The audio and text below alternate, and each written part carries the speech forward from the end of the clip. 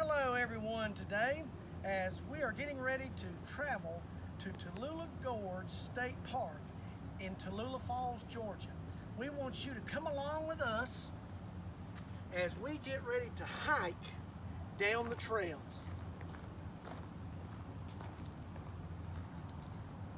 When visiting Tallulah Gorge, you have numerous things for which you can choose to do. You can just peer down in the canyon, some 1,000 feet down from the top of the rim, visit one of the 6 spectacular waterfalls, climb down into the gorge on the never-ending series of stairs, and cross over this swaying suspension bridge across the Tallulah River that is some 80 feet above the river at the bottom of the gorge. But before you start on your journey, you should stop by the Tallulah Gorge Visitor Center and have a look around before starting on one of your many hiking trails for today. Here's a little information about some of the hiking trails. First, the most popular trail is that of the 2¼ mile Hurricane Falls Trail. This trail will get your heart rate up as you descend down a number of stairs into the gorge to the suspension bridge and cross over the roaring Tallulah River. After a few more steps down, you will be at the base of Hurricane Falls. Then you will make a climb back up to the rim. This is a great workout. We decided, first of all, after visiting the Visitor Center, that we would take in all the exhibits that were in the building. So we're here now in the Southern Appalachian Mountains, and we're going to look at some of the things here and around Tallulah Gorge. We'll look at some of the rock and water situations. We'll look at some of the natural wildlife and flowering plants of this area. So don't forget, while you're there in the Visitor Center, check out all the exhibits. We stopped off here again in the Visitor Center to learn more about the natural forces that help form Tallulah Gorge. A lot of good information, great pictures of some of the falls associated with the gorge. We're also going to explore the ecosystems around this area as well. So again, be mindful. Check out all the many exhibits in the Visitor Center. Great learning experience. With all the hiking in and around here in Northeast Georgia, and particularly in Tallulah Gorge, it's always good to know before you go. There are numerous snakes in our area. Check out for your DNR or your county extension agency for the common snakes of Georgia.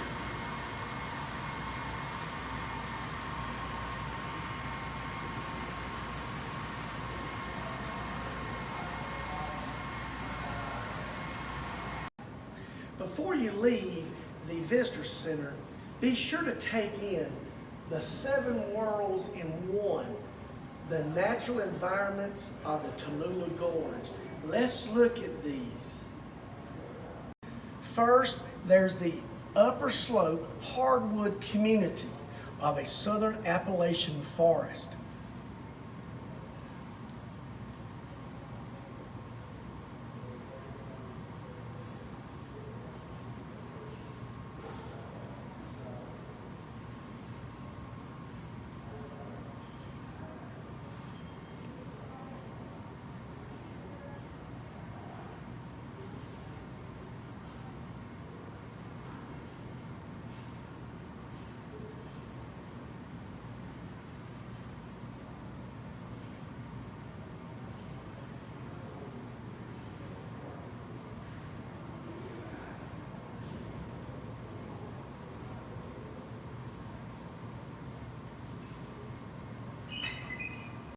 Second, the moist rim and cliff communities, where you will find the home of rare treasures, some unique animals.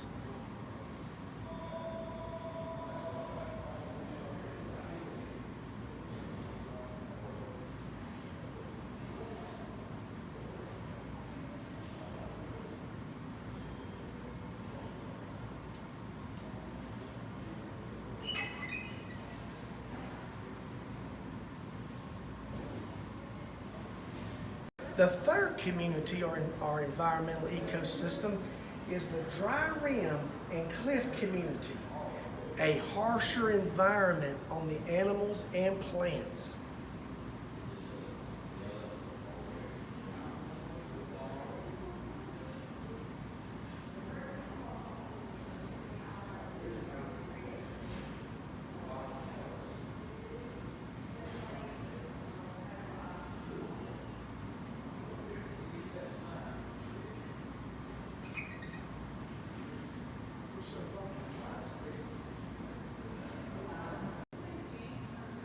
The fourth ecosystem is the lower slope hemlock white pine community, world of many evergreens.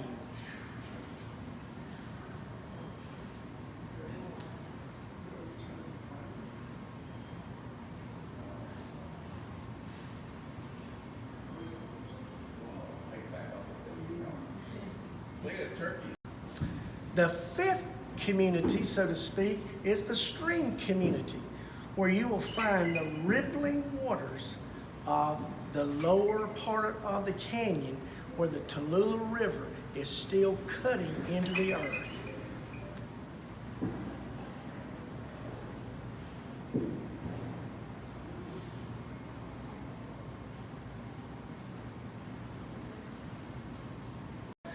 The sixth community or ecosystem is the river community.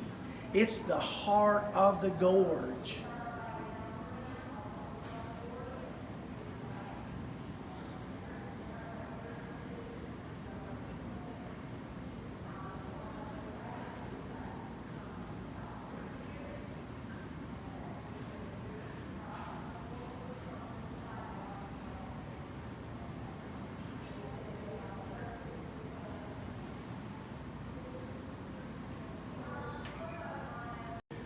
Finally, the seventh community or eco-niche, the lake community. It's the world of waters.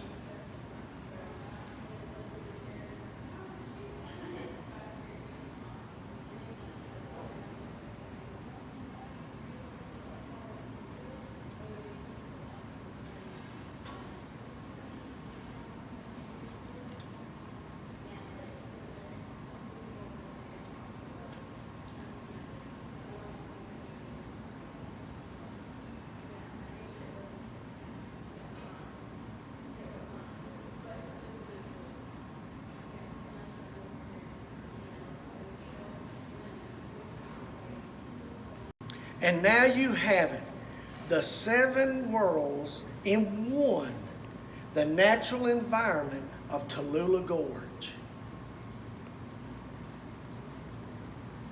7 different worlds unfold along the descent into Tallulah Gorge, from the high rocky rims to the cascading waters of the Tallulah River, each world shaped by the sun, water, soil, and rocks, contains the plants and animals best suited to it.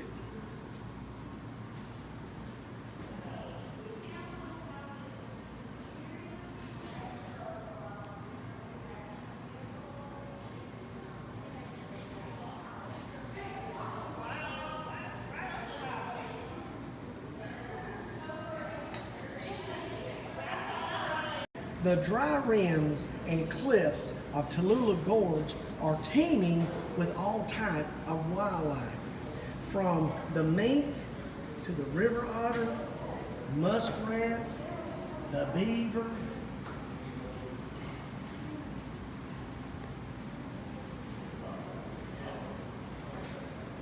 turkeys are also in this area, the gray fox, the squirrel, and of course, black bear.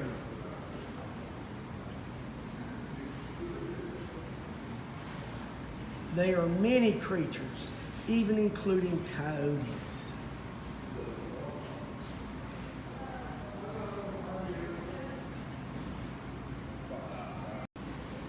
The moist rims and cliffs of Tallulah Gorge include wildlife such as a bobcat, And again, don't forget those creatures down near the earth, such as the copperhead, a venomous snake of this part of Georgia.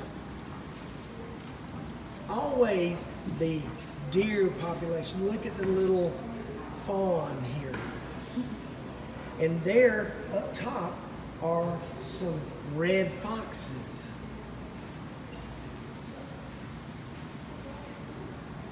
And another bobcat.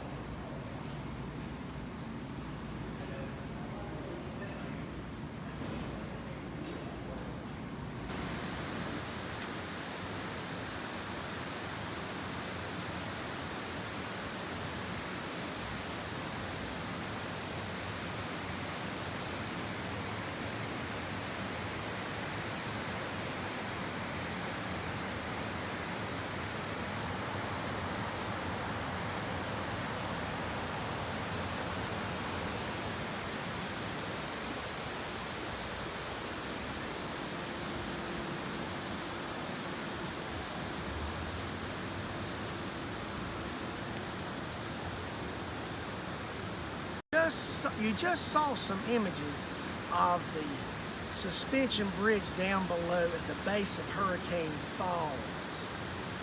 Other trails that you can take or other on this adventure today, you can hike the two-trail combo of the north and south rim trails to see deep into the gorge depths and catch a sight of the Tallulah Falls waterfalls that you may see down below. These two trails are relatively easy and a fairly level way to see Tallulah Gorge, most magnificent sight, without doing a lot of climbing, hundreds of steps. Finally, for the real hiking enthusiast, you can go on the 3.5 mile sliding rock trail. Yes, that is right, sliding rock trail.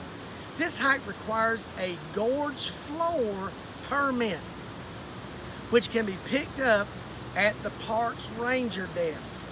This is the most scenic, but also the most difficult trail. And yes, you will get wet, not from sweat, but from water.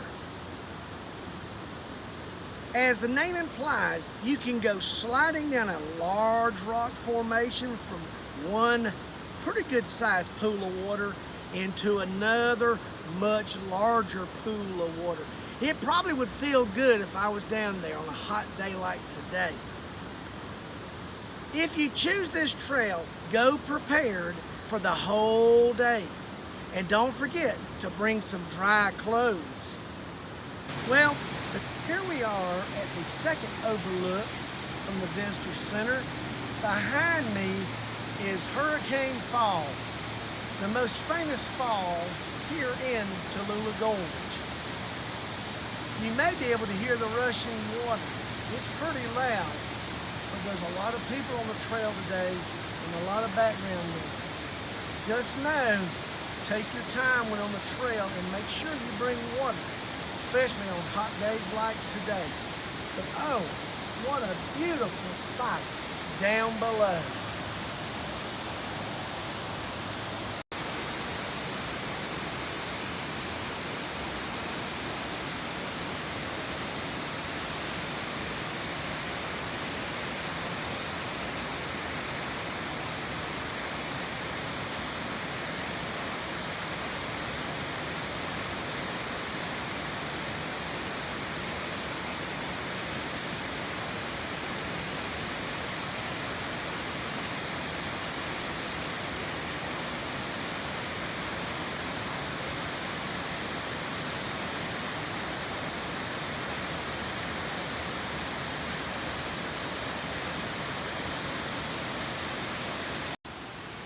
Up above, you can see another observation deck.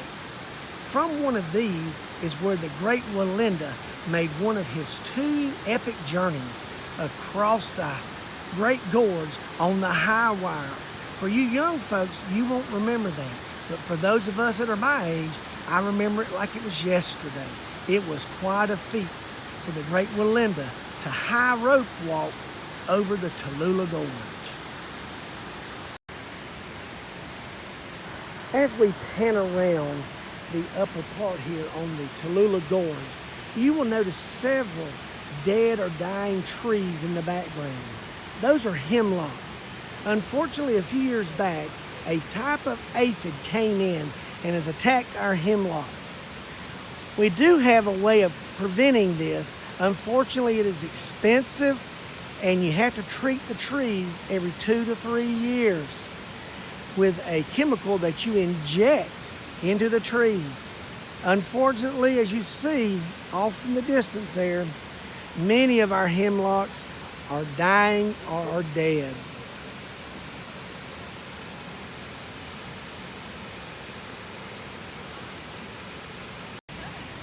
As a reminder, you not only have to be in the park to be a litter bug, that balloon could have come from miles and miles away. So regardless of where you may be at, don't be a litter bug. Don't throw your trash away. Put it in the garbage can, which is where it belongs. Now that we're cranked up back in the van, we're going to head over to the dam, and when we get there, I'll give you a little more information about the dam and how it came to be. Here we are, believe it or not, standing on the dam of the Tallulah River that created Lake Burton to my left and controlled the flow of water down the Tallulah River into the gorge. In 1913, a hydroelectric dam was built by the Georgia Railroad and Power Company in order to run Atlanta streetcars. Today, the dam is owned by Georgia Power and is still in use to provide hydroelectric power. The dam collects and redirects most of the water by a 6,600 foot long tunnel sluice around the falls to an electric generation station downstream some 608 feet lower than the lake behind me. There are a few days out of the year in which they release large amounts of water for recreational activities like kayaking and whitewater rafting. So now you've seen all aspects of Tallulah Gorge State Park. This is from the northern rim. That's where the dam is located. So I hope you've learned a good bit today. We are back to the office from our trip to Tallulah Gorge, and now we are going to travel down to southwest Georgia into the county of Stewart near the town of Lumpkin, Georgia. Here you will find another one of the 7 wonders of Georgia at Providence Canyon State Park. Providence Canyon is a network of gorges that were created by the geological process of erosion. This erosion was caused by poor farming practices in the 1800s. The rainwater runoff from these farm fields led to the wearing away of the soft sedimentary soils of this area. There are some 16 canyons, some as deep as 150 feet. Providence Canyon is often called Georgia's Little Grand Canyon, as one can see the resemblance to that of the landscape from America's Southwest Grand Canyon in Arizona. There are several hiking trails which you can choose from to explore the Little Grand Canyon in Georgia. Now we will move on to another great wonder of Georgia, our very own Stone Mountain. Stone Mountain, which is located just outside of Atlanta towards the east, is quite a sight to see. Stone Mountain, in geological terms, is called a pluton. A pluton is an igneous rock formation that came from volcanic activity.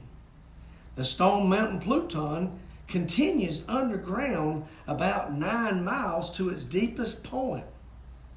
Numerous reference books and Georgia literature have called Stone Mountain the largest exposed piece of granite in the world. Stone Mountain is visible today because the softer Earth's surface around it has eroded away, exposing the rock formation we call Stone Mountain. Stone Mountain rises some 825 feet above its surrounding area. At its base, Stone Mountain's circumference is more than 5 miles around. There are 2 ways for you to get to the top of Stone Mountain.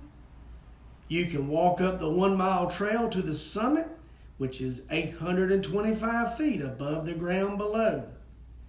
Or you can pay and ride up to the top on the Skyride cable car to the summit. From the summit on a good clear winter day, one can see more than 45 miles. Well, we hope you have enjoyed your journey today with us as we traveled to Tallulah Gorge, saw some great pictures of Providence Canyon and Stone Mountain. We hope in our journey you have learned a little bit about these great natural wonders of Georgia. Don't forget to click on the link and answer a few questions about our journey today in order to get your points added for your summer activity prizes. As we close out our summer activity series here in Georgia of the natural wonders, join us next week when we learn about the final 2 of these 7 natural wonders of Georgia, as we will venture to see 2 very unique natural occurring springs in Georgia and hear more about warm springs and radium springs. Take care and get out and enjoy Georgia's great natural beauty that is all around us. See you next week.